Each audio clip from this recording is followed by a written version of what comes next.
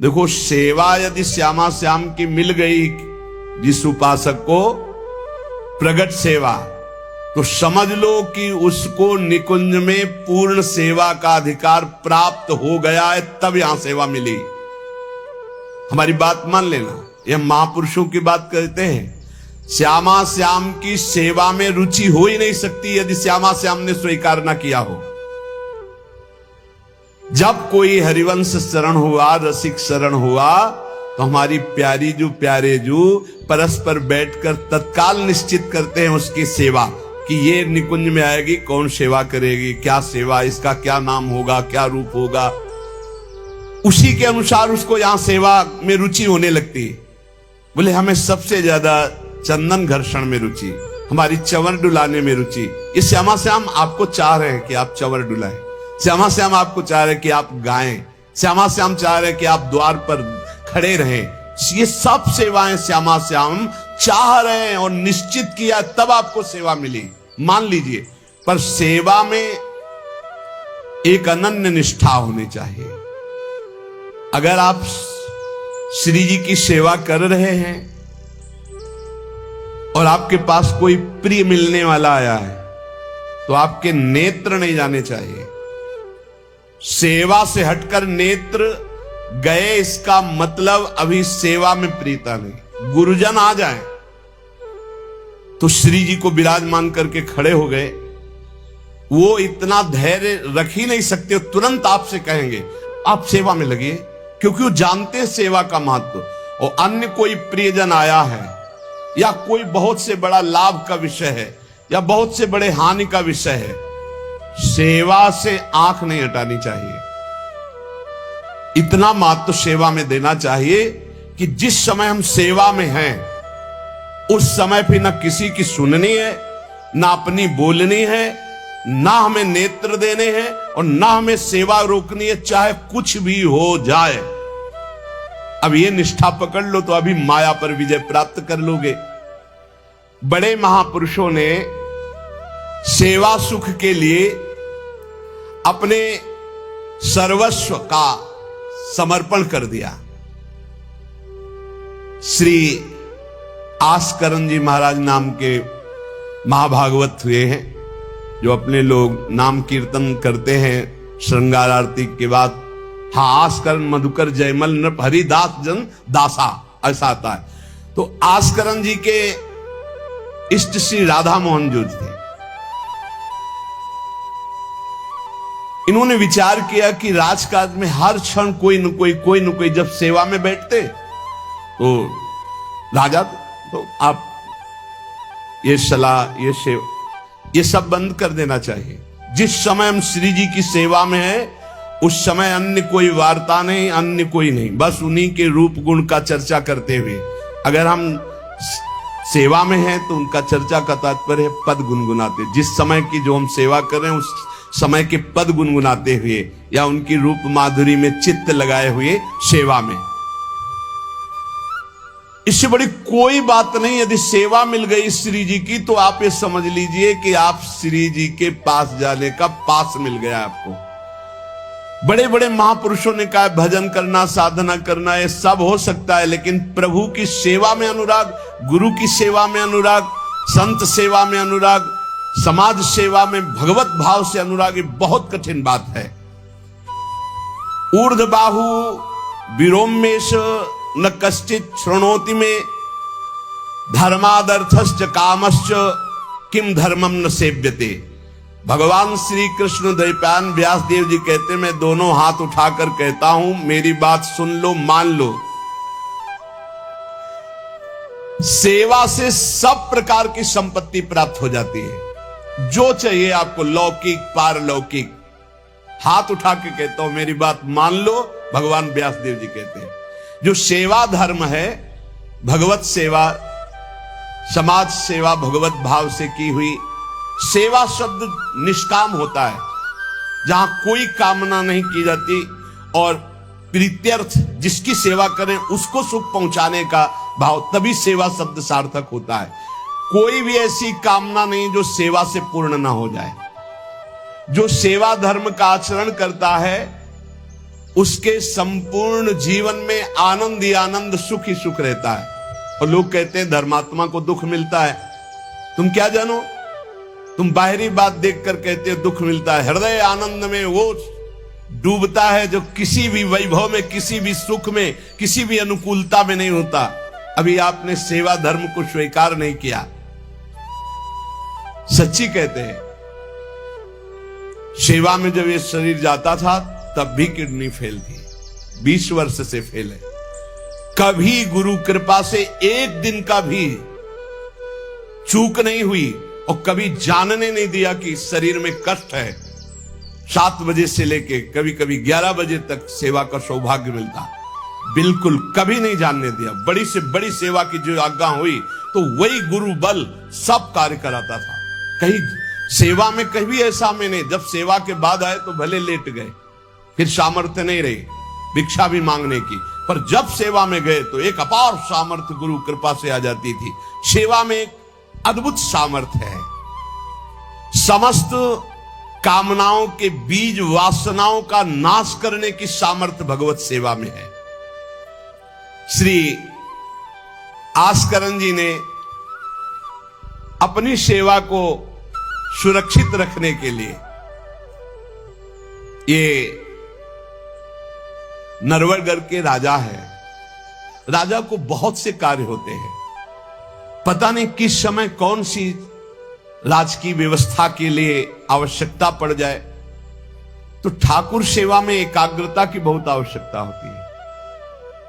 पत्रावली तो सिर्फ पत्रावली पे ध्यान है, इधर उधर नहीं तो पत्रावली बिगड़ जाएगी, वो पत्रावली मानी नहीं जाएगी आपकी। भोग लगा रहे हैं तो सिर्फ एक एक कवल पे ध्यान है आपका। बैठे हैं, प्यारे जू कैसे पा रहे हैं, हित सजनी जू कैसे पवा रहे हैं, प्यारे जू कौन सी पदार्थ की तरफ देख रहे हैं, लाडली जू कौन से पदार्थ की तरफ देख, पूरी भावना में उससे डूब। श्रृंगार तो श्रृंगार कर रहे हैं, स्नान तो स्नान, मतलब सेवा में पूरी तन्मयता आवश्यकता है। अगर तन्मयता नहीं तो फिर बिगड़ जाएगा।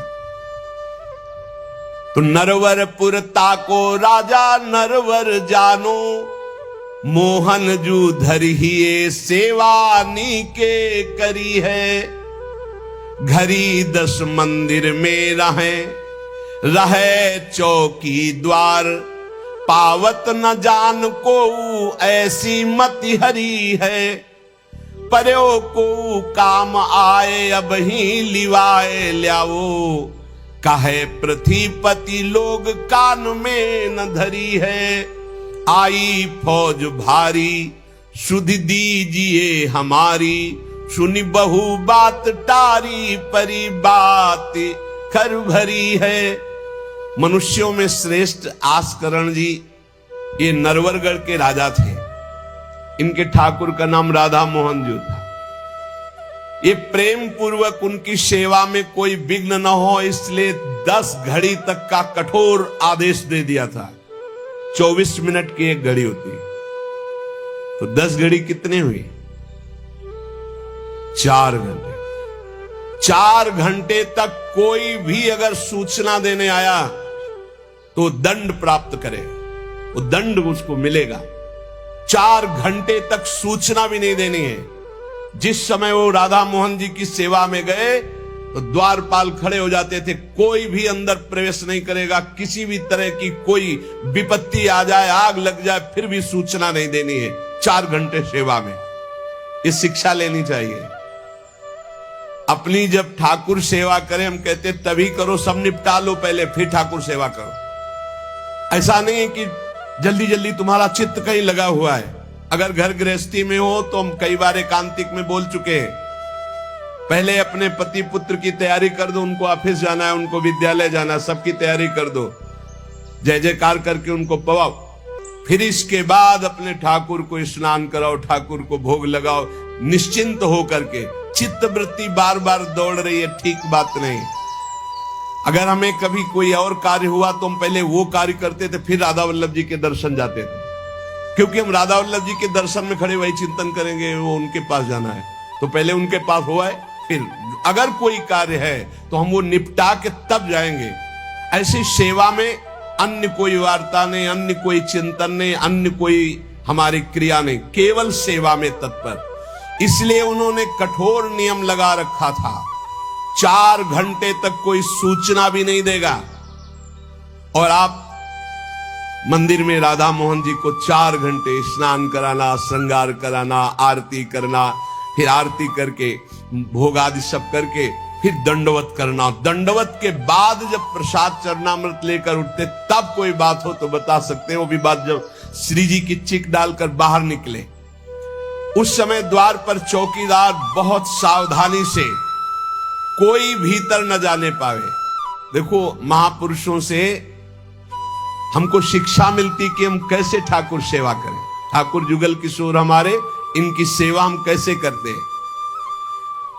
आप 4 घंटे एकाग्रचित होकर केवल सेवा में ही डूबे, बड़ा सुख मिलता है। जब अपने श्री जी सौभाग्य दिए थे सेवा करने का, तो जैसा श्रृंगार करने के बाद जब दर्पण दिखाते थे तो रोना आता था। अपने प्रभु को श्रृंगारित देखकर जो हृदय में सुख मिलता है, रोम रोम आनंदित हो जाते थे। कभी कभी 2-2 बजे दोपहर तक बैठे फिर भिक्षा मांगने जाते थे। श्रृंगार करने के बाद पथ सुलाओ उनको, फिर उनकी रूप माधुरी देखो। भक्तों के नेत्र अलग होते हैं तो प्रभु उनका रसास्वादन भी अलग ही करवाते हैं। एक बार क्या हुआ, आवश्यक कार्य से नरवरगढ़ में दिल्ली के बादशाह का आगमन हो गया। बादशाह जो सैकड़ों राजाओं के ऊपर होता था, और ये नरवरगढ़ के राजा थे। उसने आज्ञा करी, जाओ आस्करण जी को हमारे सामने जल्दी लिवा करके लाओ। और आस्करण जी का नियम था, राधा मोहन जी के मंदिर में गए तो सख्त आदेश, कोई सूचना नहीं पहुंचाएगा। सब आस्करण जी के जो रक्षक थे उन्होंने मना कर दिया, नहीं महाराज, ये आपकी सूचना भी नहीं पहुंच सकती, 4 घंटे आ ही नहीं सकते आस्करण जी। उसको बहुत क्रोध आया, बादशाह हो, मैं आदेश कर रहा हूं, एक छोटे राजा के सेवक हमें जवाब दे रहे। बादशाह ने आज्ञा का उल्लंघन, इससे बड़ा क्रोध हुआ और उसने बड़ी सेना बुलवा ली और सेनापति को आदेश किया कि जाओ बोल दो, नगर का नाश करवाना चाहते हो या हमारी आज्ञा का पालन करना चाहते हो। तुरंत आस्करण को भेजो, अन्यथा पूरी सेना बलात् नगर को नष्ट कर देगी और जबरदस्ती आस्करण को बंदी बना लिया जाएगा। बादशाह का आदेश, देखो परीक्षा होती। जब ये आदेश हुआ, सेनापति आया, निज दूतों से जो अंगरक्षक द्वारपाल, उनसे कहा, सबने कोई उत्तर नहीं दिया। 4 घंटे तक हम अपने राजा को सूचना भी नहीं दे सकते, जो तुम्हें करना हो करो। ये बड़ी बात है। बादशाह का हुक्म, बादशाह के सेनापति का हुक्म, सेवा में विघ्न ना पड़ जाए इसलिए कठोर नियम लिया था। पर सबके हृदय में घबराहट थी कि अब क्या होगा जब बादशाह नाराज हो गया, सेना आ गई, सेनापति आ गए, अब क्या होगा। सेनापति ने बादशाह से कहा कि अब क्या हुक्म है, वहां से मना हो गया है, आपकी आज्ञा का उल्लंघन, हमारी आज्ञा का उल्लंघन, हमारा भय दिखाना सब व्यर्थ चला गया। कही कह पठाई, कहो कीजिए लड़ाई, सुनी रुचि उपजाई, चली पृथ्वी पति आयो है। पर्यो सोच भारी, तब बातों विचारी कही, आप एक जाओ गयो अचरज पायो है। सेवा करी सिद्धि साष्टांग होई के भूमि परे, देखी बड़ी बेर पाओ खड्ग लगायो है। कटी गई एड़ी ये पैटेढ़ी हूं न भौ करी, करी नित नेम रीति धीरज दिखायो है। बादशाह ये बड़ा आश्चर्य हुआ कि ये आस्करण जी के पास सूचना ही नहीं पहुंचाई जा रही और हमारे भय का इसके ऊपर कोई असर नहीं। पर आस्करण जी बहुत साधु प्रकृति के हैं, बड़े प्रियजन हैं, आक्रमण करना तो उचित नहीं, मैं स्वयं जाकर के देखूं क्या बात है। राजा थोड़ा भाव से युक्त हुआ, नहीं तो रजोगुण में फिर ऐसा भाव कहां होता है। पर आस्करण जी की भक्ति का प्रभाव कि उसके ये देखो चल के आखिरकार है क्या। बादशाह स्वयं आया।